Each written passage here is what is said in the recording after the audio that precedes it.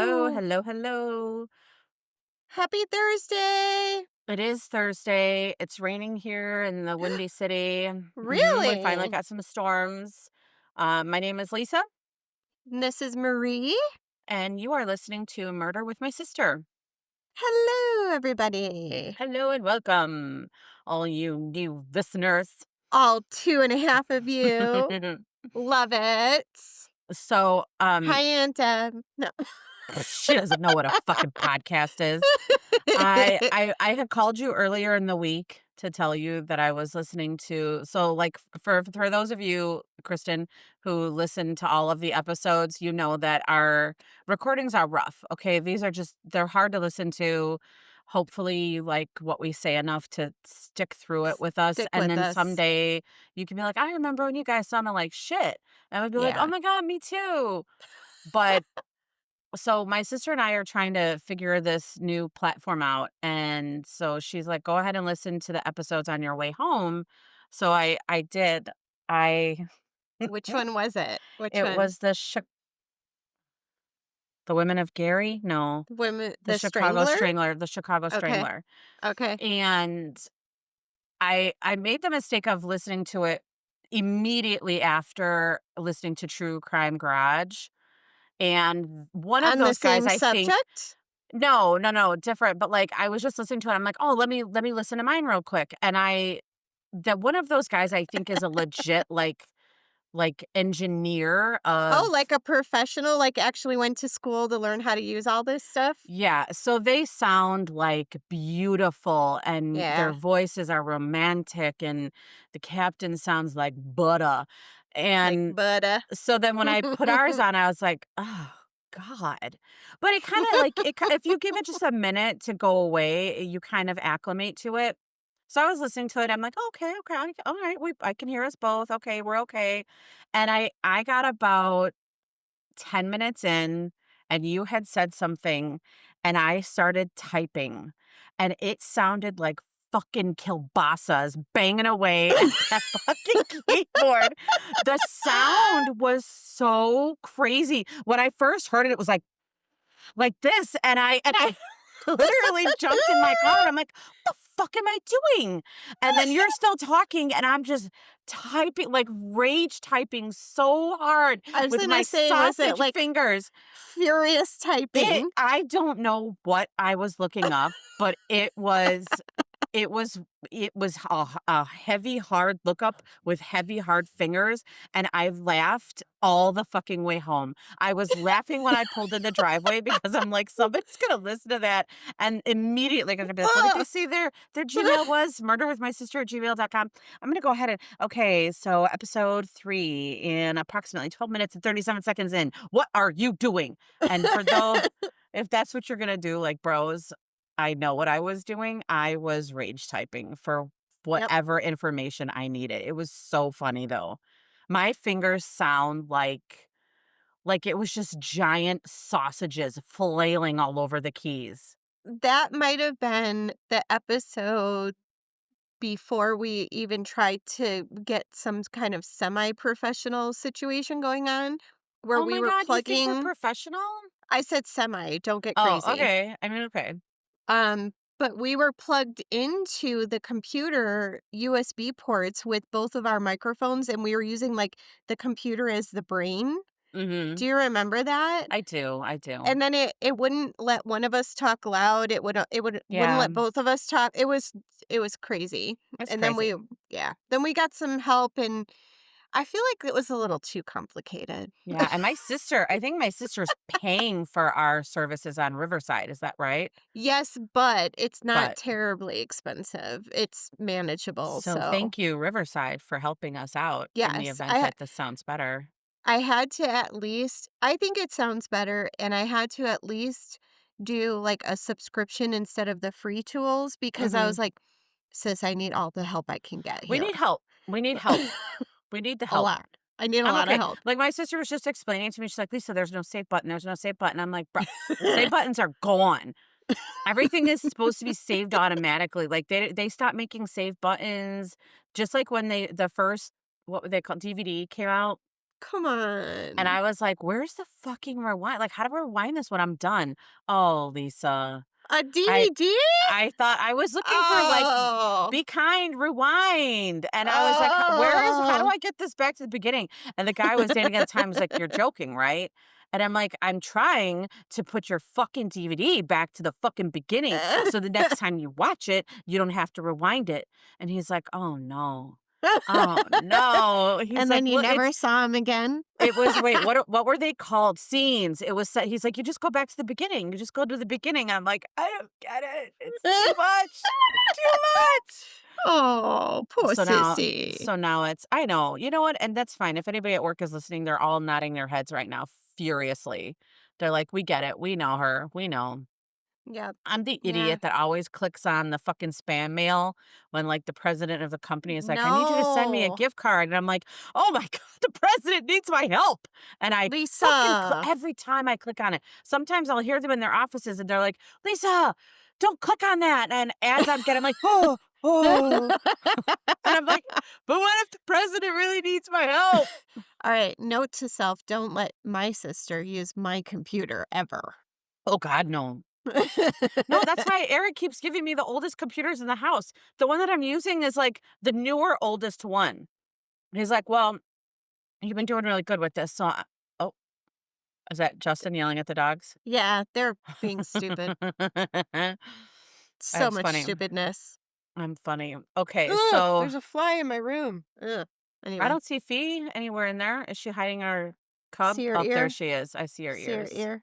She Hi, heard you say, Fiona. "Hi, Fifi." I see her.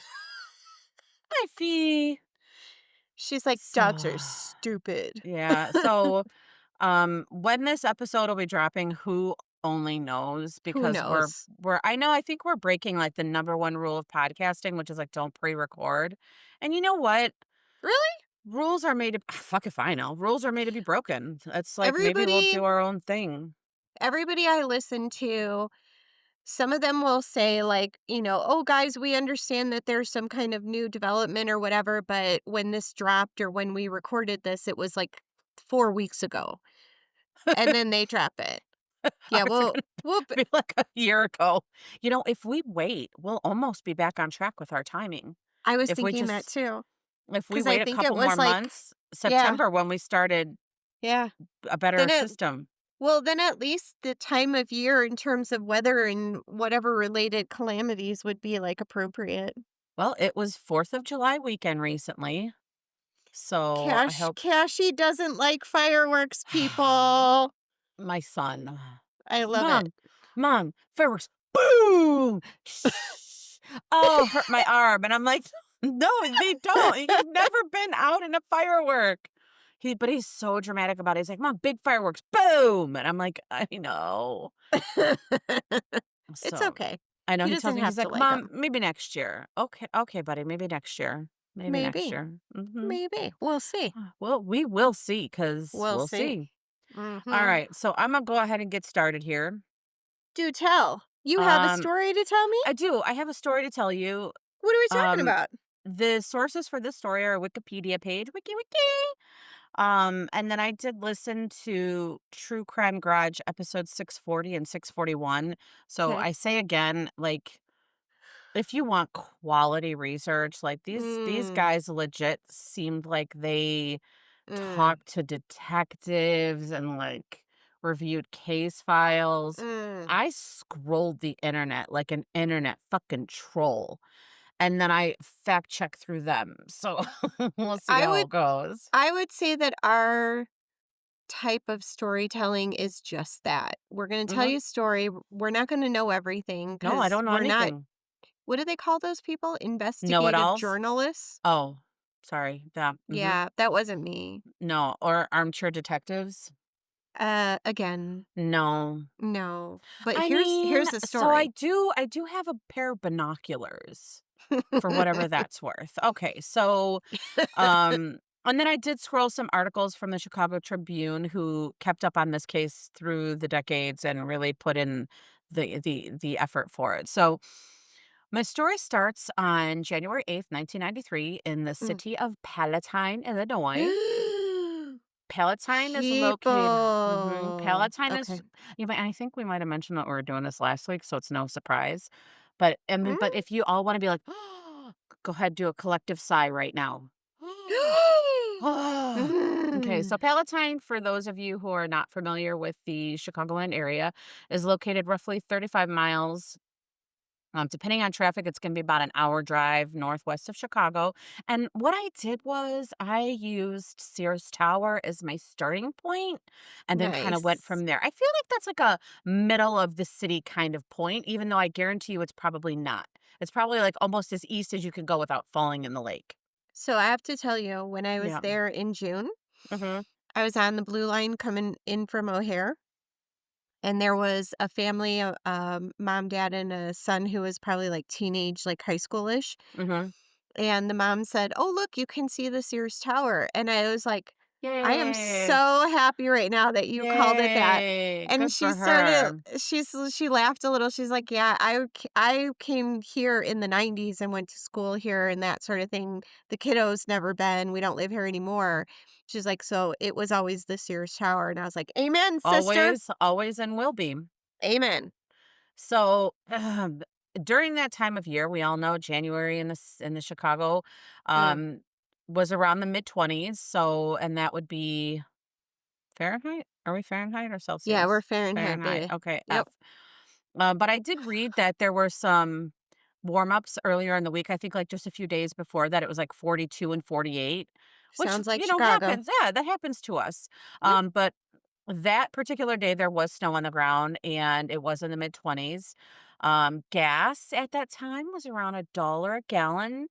Shut Pagers, up. yeah, do you remember pagers were all the rage? Everybody was paging everyone, And 911, wait, what 911, year was 911, this? 1993. So you would have Ugh. been High school. high school senior, right? Yep. Did you already have a baby?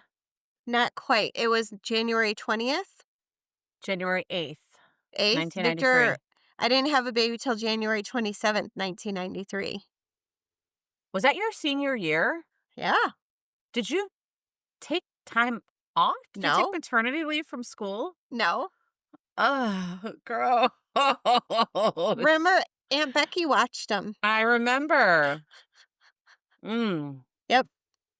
Um, Mhm.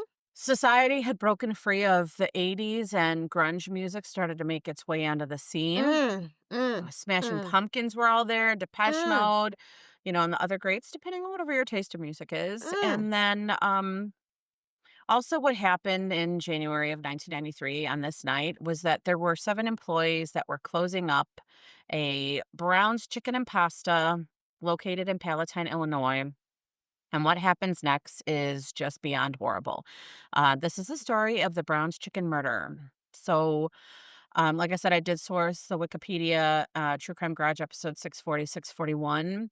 This story was also known as, for a while, it was known as the Palatine murders in the Chicago Tribune. So if you're looking it up, if you hadn't heard of it, you might be able to find information on both of those. And the Tribune was the one that reported on Saturday. So this was a Friday night that this happened. They reported on Saturday that 7 people were shot and placed in walk-in freezers. All Ugh. 7 people closing up for the night. The people working that night were Richard, I don't wanna say this wrong, Ellenfelt, who was Mm, 50, Lynn Ellenfelt, who was 49, they were the owners. So, Richard and Lynn, were brand new owners of this store. They had only purchased it, like, 3 or 4 months before, and it was their first restaurant that they had ever owned, and it was a change of career for them. So they're in their 50s, they're probably like, "Let's not do what we've been doing our whole lives, let's do something new." So they had only owned it a few months when this first happened. mm, Um, they did have a couple teenagers working that night. Michael Castro, who was 16, who had spoken with his parents earlier in the night, and it was their insistence and their persistence that the reason that they were found as quickly as they were, because he told his mom, "The store closes at 9. I should be home or done by 10," and he didn't live far away. It was only like a 15-minute drive, so he said, "I should be home by 10:15." And he was a part-time employee. Rico Solis was 17, also a part-time employee. And here's one of those fucking motherfucking situations. He Mhm. had switched his shift with another employee. Oh, I He hate was not that. supposed to be working that night. Him and an employee switched so that they could both attend events that were on their scheduled nights. Mm. I mean, it gets worse if you wanna hear Guadalupe Mm. Maldonado, who was 46 years old, was the cook, and he had only been employed there for 3 weeks. So, Mm. there's a lot of newness happening there, and then also Mhm. Thomas Means, 32, and Marcus Nelson, 31, were also working that night. So, all of those with 6 men, 1 woman, 2 owners, um, and then on this particular Friday night, the restaurant closes at 9. Okay, so did you ever work in a restaurant? Nope. I did. I didn't work No. closing time, but I worked at the last job. I worked at a lot of restaurants that did the whole closing time thing. So you Mhm. close usually, lock the doors up, right? Last Mhm. customer, and then it Mhm. usually takes like an hour to Clean and shut it get down. everything shut down. Like, there's ticky-tackies all over the place of, like, the employees, like, this is a closing up employee, how much work they do Yeah. to get the restaurant in order for the next shift, and then they have their Mhm. and this is the person who opened the next day, they walk in and they're like, "Oh my god, they didn't fill the napkin dispensers. What were they even doing?" But Oh, jeez. it's different shifts, so we know that the restaurant closed at 9. I'll tell you a little bit why later, and then, um we know that Michael was supposed to be home by 10:15. So he had spoken with his parents earlier, told them again that he was going to be home right after work, and that he was coming straight home. He told his parents this. So as 10:15, 10:30, 11 o'clock roll around and he's not home, they're starting to get a little concerned. Yeah, for So sure. yeah, they call the police who are not overly concerned about it. And they're like, you need to go check this out, and they're like, he could have gone to a friend's house. So what they did was that they drove up to the restaurant. And there weren't any cell phones used, like, No, a lot. Like, I no. think there was a cell phone, but Yeah, yeah, nobody yeah. had them. It was very expensive to have, and that's why we had the pagers. So you could page Yeah. someone and say, "Call me back." I had a Um, pager. mhm. So the parents drive up there, and what they find is that their son's car is still in the parking lot. Oh god. The doors are locked, Ugh. and they don't see anyone, and they try knocking, and nothing happens. So they go back home, they call the police again, and they are insistent. They're like, "You need to get over there, you need to find out what's going on. I understand that you're saying my son could have gone to a party, but his car is still there, which means he would have had a ride with somebody else, and there's other cars there, not just his, because, hello, there were 7 people working that night." And no one's answering the door. Right. So the police go back, they meet the parents there, and they check the doors, nothing, nothing, and the police are like, "There's nothing we can do about it, I'm sure it's fine, just wait for him to come home." They go home again. No, Now, no. at this point, I do believe that I had read somewhere that, um, Maldonado's wife had also gone up there and because Mhm. she was worried that he hadn't gotten home, and Mhm. she was also calling the police and saying, "Hey, my husband's car is still there, but he's not home, so what's going on?" Yeah. Michael Castro's parents, now it's getting later, okay? It's going on like 2 o'clock in the morning, and they're like, "You know what? Fuck this, enough. He's a Get baby. there. My son is not here. I Get would be it." breaking windows. Yeah, they insisted. They called the police. So that's what I was saying. And it was their insistence. The officer on duty that met them there, he was like, "All right, let's go again." What they did this time was they walked around the side, like let's call it like side back of the restaurant, Mhm. and he found a door that was unlocked.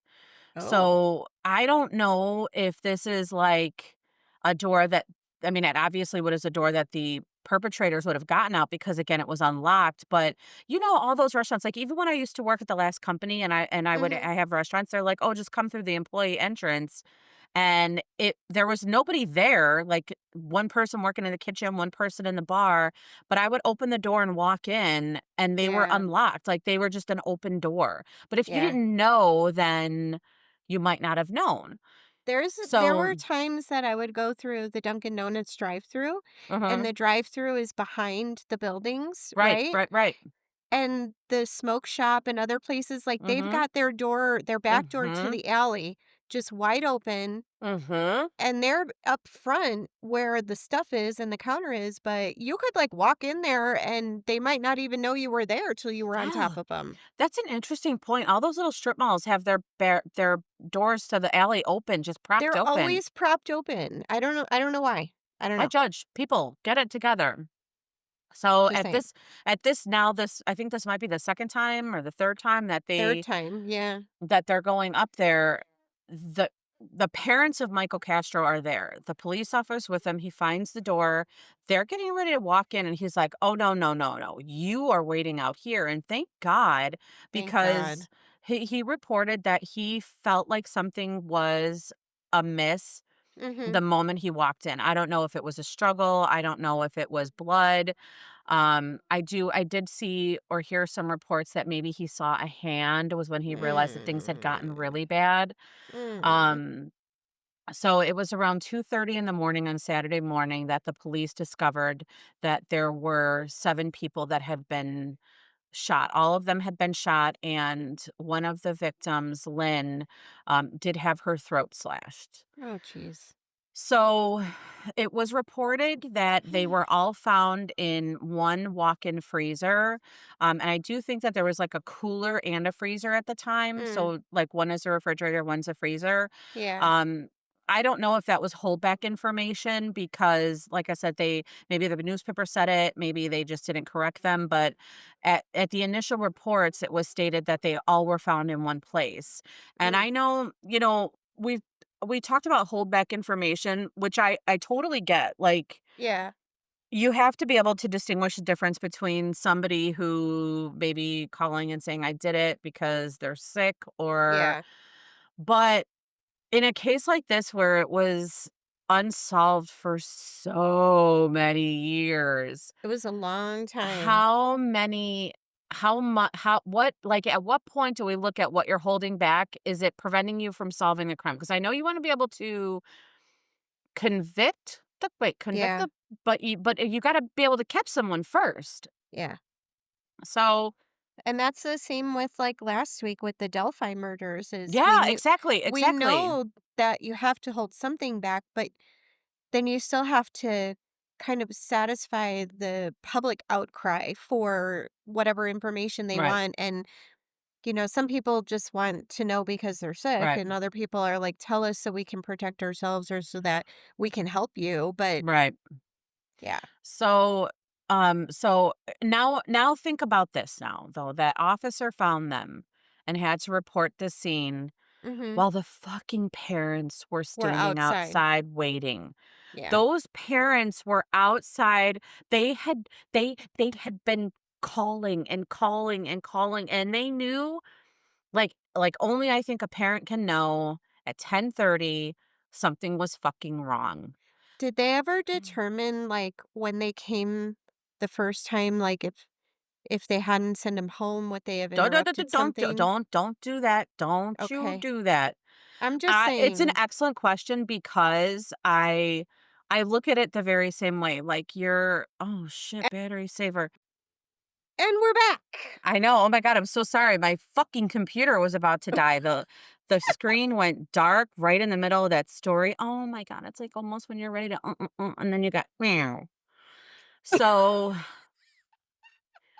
as I was saying, Anyway. as only a parent can know these that something was wrong, and I don't know the details of where they were shot. Like, I know you remember with the Lane Bryant, we knew that they were executed. They had Mhm. all been shot in the head. So I don't know how this one was. I know the running theory was that this was a burglary gone very wrong. So you have Okay. 7 people, and this is again, why are we covering a case that's solved and why are spoiler alert, and why are we covering a Hello? case that's so old? And you know what? It's just to talk about we just didn't know then what we know now, and when And let you me have 7 victims let me finish this train of thought. okay, go. We know now, I think more people know now to fight, even Mm, if there's more than one gunman, because mhm. someone might walk away alive versus a situation where every person there is executed because they have 1 or 2 guns. I'm sorry, go ahead.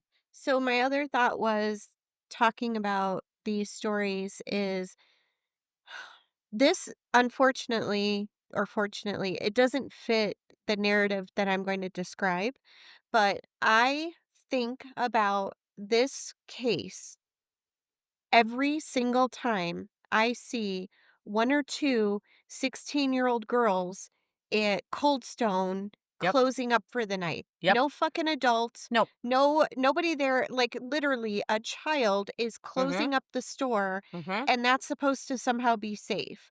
Now, in this instance, you would have thought that it would been safe because there were 7 people there. There wasn't just, a teenager behind the counter. Yeah, But I think that's a about good this point. case, I'm like, Yeah, who the fuck in this day and age is hiring high school kids to work in their shop and then yeah, not being there with them at night? I don't yeah, it's understand that. crazy. It's crazy. So all that is why we're talking about it again, because what happened between 9 and whenever they were shot, 10:30 or 11 or whatever it was, and, when this mom went there the first time, was anybody still alive, and could they have been Yeah, saved? I mean, that's a fucking horrible thought, but I again, know. we don't know what happened. The police are in Um, trouble, don't matter. They're in yeah, trouble. yeah. They dropped that So ball. now they find them, the parents are outside, probably just I don't even wanna think about it.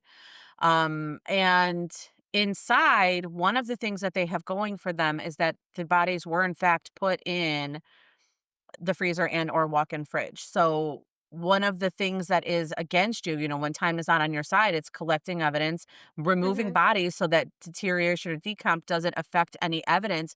They didn't have mhm, to worry about that in this case. So they were able to mm. collect lots and lots of evidence without having to worry um that the bodies were gonna be contaminated or that evidence would start to decompose. I don't think they removed those bodies until the next afternoon was what I read.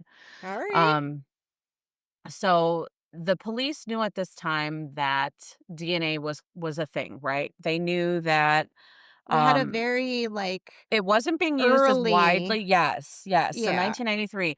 So what did I read? I read that in 1994, Mhm. beep, beep, boop, boo, gonna jump down to this page. No, I'm not, because I don't see it. Anyways, in 1994, there was a bill that was passed that would allow DNA evidence to be used. So they knew that it was on the rise. And then, like I said, it was closing time. So they had already, this is what we know from some of the evidence that they collected. Number one, the cash registers had been closed down, Mhm. the money had been collected, and then there was an additional sale of, a like a mail veal v value meal that was done at 9:08. It was a combo meal After sale. so they closed it Yes, all down and they like, computer I'll use the term loosely, correct. in 1993, but Right. it was obvious that they had done one They more rung thing in ano after. yes, they rung in another sale. So here's the other thing, W because they did this for a value meal, I think they said it was like chicken and coleslaw. Wait, what was the cost back then? $1.25? Oh, I didn't know. It was probably like $3, And it's but like $18 now fuck, I went to Taco Bell, it was $18 for, like, for nachos and Taco 2 Bell! Taco Bell tacos are like the don't. Just I don't let's not. We're even. not bashing I'm Taco Bell. I telling love Taco Bell, that's why I'm fucking oh, eating there. I But love Taco Bell. motherfucker with your fucking expensive fucking tacos. That's everywhere. I was like, Okay, "Wait, I you could go to digress. Taco Bell for 3 people and spend $40 at Taco Bell? Are you kidding me?" You know who knows how to scam Taco Bell? Joe. He when he stays here, every time he gets Taco Bell, and he's like, "Lisa, you're doing it wrong. You have to order on the app, and you have to order the Lux box meals." And I was like, "What the fuck Taco Bell wait, what?" And you Shut customize them? up. Everyone, drop tier first or last.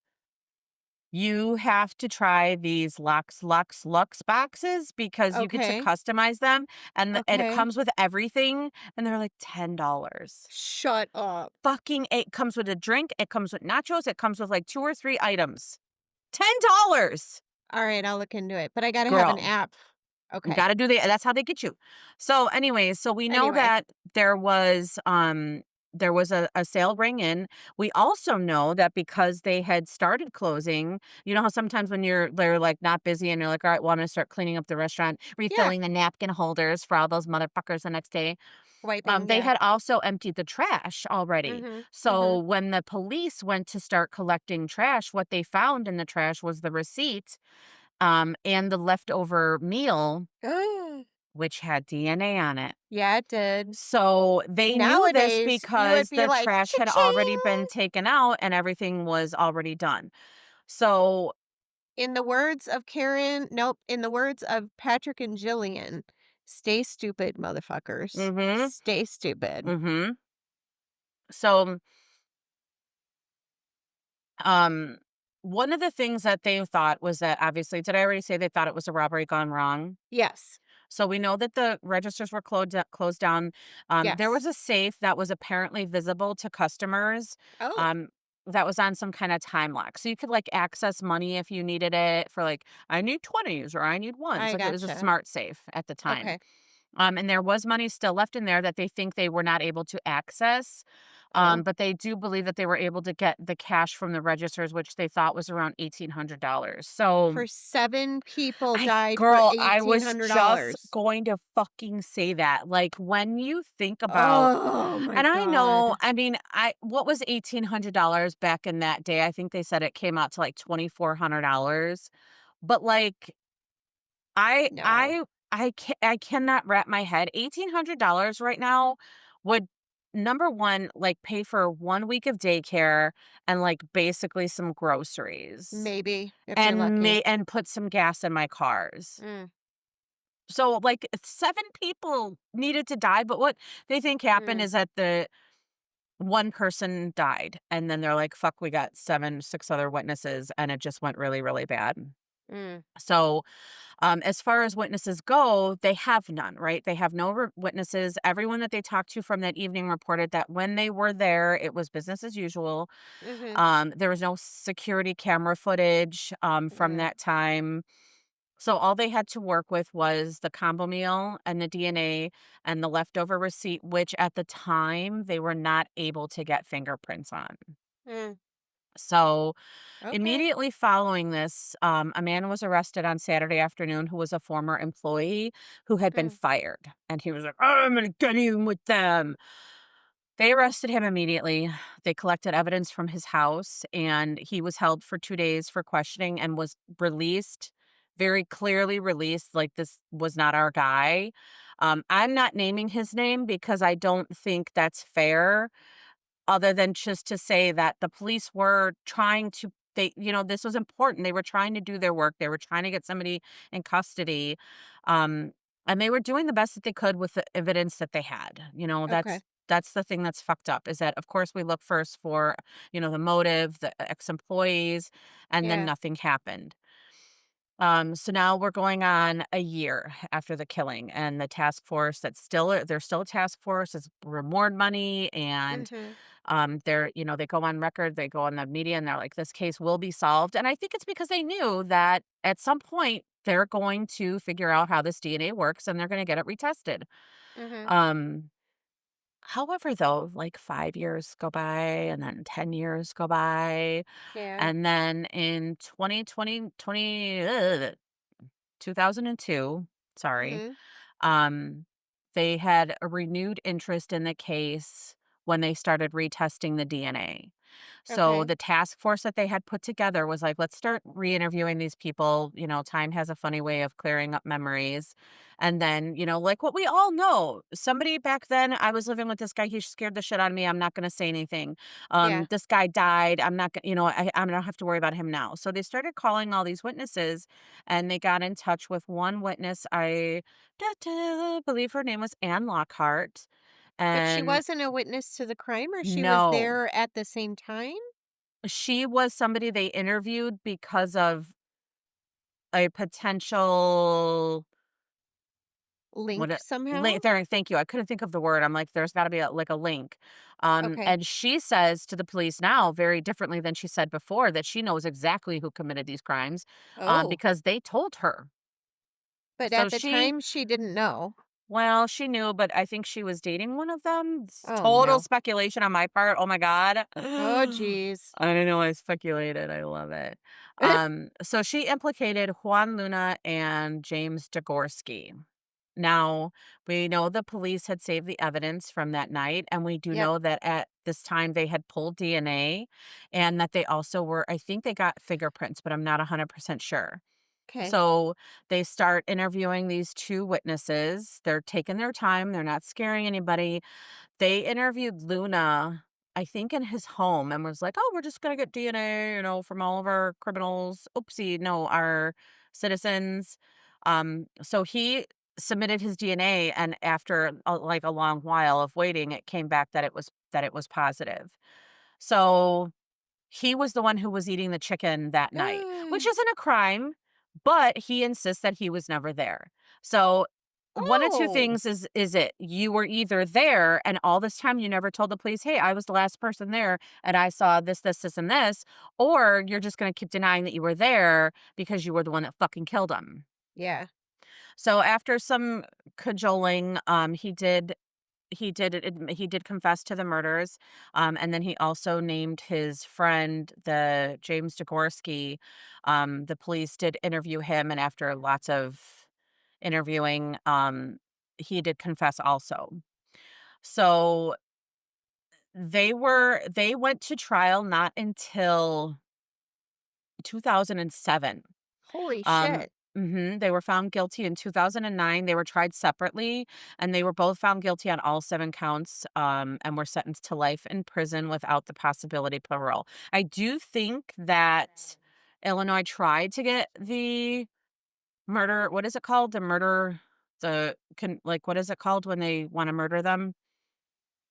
Help The me. death penalty? There it is. I was thinking murder penalty. Oh my god.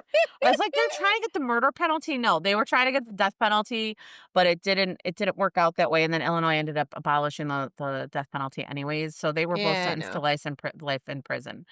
Um so since all of this happened, there were some updates. I did read on one of the Wikipedias that 2 of Ellen Felt's daughters were scheduled to be at the restaurant that night. They had 3 daughters, Oh, no. but 2 of them were not there at the time, and a 3rd daughter was, also not there and was later elected, to the Wisconsin Senate. So, Wow. tragic and horrible. The daughters were left without their parents. Yeah.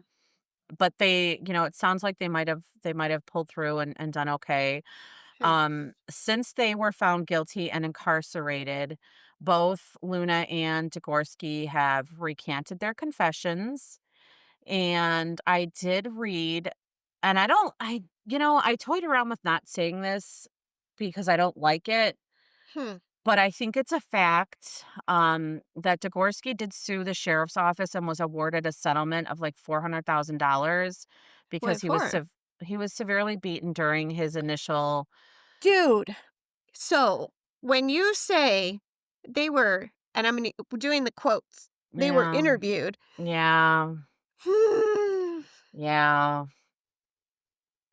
yeah, so But he they have won this. physical, pardon me, they have Well, physical so evidence. no, for Luna, they have DNA evidence that just shows that Mhm, he was there. mhm. With Degorski, I think all they had was his confession and circumstantial evidence, and then Luna saying that he was there. So, Hmm. It was all the yeah, same gun. it was 1 gun. There was 1 gun Did the used. did they use the knife on Lynn because they ran out of bullets? All of the victims were shot. She would just had an additional. Hmm. Mhm.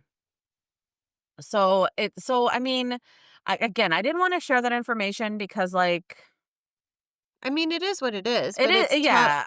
I Yeah, suppose devil's Chicago advocate, like, you could police go can back get a and little forth and heavy-handed yeah. and I You don't could go know. back and forth and you could say that, It's possible that one person was able to do that if they were all subdued and all had a gun on them, like, Yeah. it's possible, but one would think that it would take more than one person to subdue 7 people. So, I yeah, don't so know. it there was, as far as I know, there was only 1 gun that was used, but 2 people were there. But again, it's one of those things where we know now, man, fucking charge those motherfuckers. But Yeah. back then they didn't know, we complied. We are like, we don't know now. Never, never, never let them take you in a car. Never let them take you to another location. And So that the 9 times out of 10, the people that fight are the people that get away. I You got know. to be a pain in their ass. So this was like all happened in 1993, right? And Mhm. 9/11 in 2001 was for me probably the first time that I ever thought if anything ever happened or I was Mhm. ever in a situation where something like that was occurring, those people on the planes were Yep. heroes. Yes. Yes. And I now I think all of us are like, "Oh, we just all jump. We just all jump." I it's interesting that you say that because I don't remember a story before that, and it doesn't mean it hasn't happened, but I don't remember one as widely publicized. I mean, for Mhm. God's sakes, there's a movie where it shows people fighting back against that, and that's Yeah. it's the power of numbers, right? We have the Yep. numbers on our side. Somebody is gonna die, but if not, we're all gonna die. I know. Motherfucker. So that was my story of the Brown's Chicken and Pasta Palatine murders. That was an awesome story. Thank you. I was like, I knew that eventually someone talked and all of that, Mhm. and think I remembered the part about that police officer and, like, just thinking ahead, "I'm gonna save this chicken because Yeah. someday it's gonna help us." Yeah. Like, the foresight there Yeah. Yeah, they did to a great to job. put that value meal in the Mhm. fucking freezer for over 10 years. Yeah, they did a great job. Yeah, that was crazy. Yep. I know my hopes are that they solve the Lane Bryant murder someday. I Someone don't will know. talk, something will happen. I just That one is one here's the other thing I realized, because I actually drove when I was listening to the recaps on the Lane Bryant murder, I drove Mhm. past there when I was doing my last job because I was always in the area. Yeah. That strip mall is still there, that Yep. storefront is still there, there's another Yep. store in there.